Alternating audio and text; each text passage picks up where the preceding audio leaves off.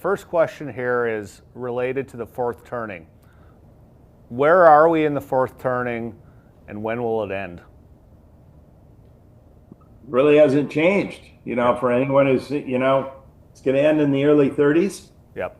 And we're kind of right on track. Look around the world. Right now, we're looking at, how these negotiations are going to end with Iran. We're looking at the Ukraine war, obviously, the Western Pacific. And we're looking at political developments here in the U.S. As I think I've told listeners many times, the whole question about internal versus external conflict is always a toss-up until late in the fourth turning, and I think we see the same thing here. Now, what do you mean by internal versus external conflict? Like, what's an example of that, or internal would be the U.S. Civil War. Oh, okay, gotcha. Yeah. External is like World War II and defeating global fascism. Gotcha. And when a fourth turning ends, typically, like, what precedes that? Like, what type of world events have we seen historically? You say it likely ends based on your sort of historical cycle in the 2030s. What do we see ahead of that? You mean after that?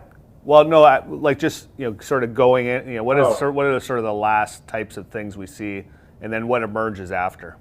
Typically, very often we see just great conflict. You know what I mean? That's kind of the climax. It's actually in my book I refer to that as the ekpyrosis. The kind of the burning of everything and the kind of the creating of a new order.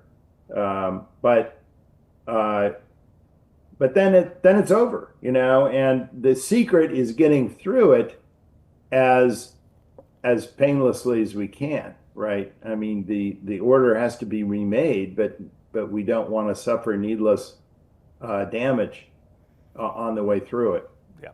But I'm looking domestically at the Trump administration sort of running a presidency as a president is designed to fight enemies, and most of his enemies are here at home, right?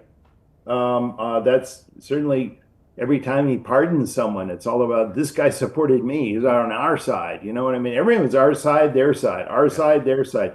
Trump is the perfect kind of, in a way, he's a paradigm leader for a fourth turning. He sees everything in terms of friends and enemies. Thanks for watching Hedgeye on YouTube. If you haven't already, make sure to click on the button below there. Subscribe to our YouTube page. You can also follow the link in the description to our website to get even more great investing content.